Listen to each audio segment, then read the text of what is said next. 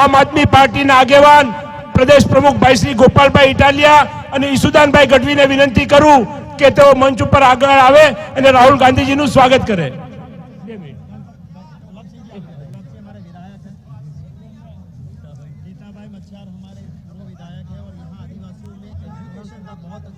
બસ હવે બેન બેસી જાઓ ને, બેન બેસી જાઓ ને પ્લીઝ।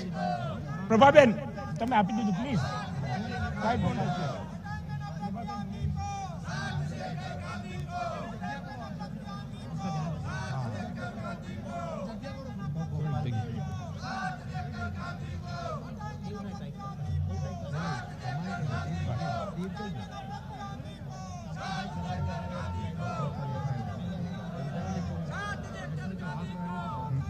नहीं देखता हूँ।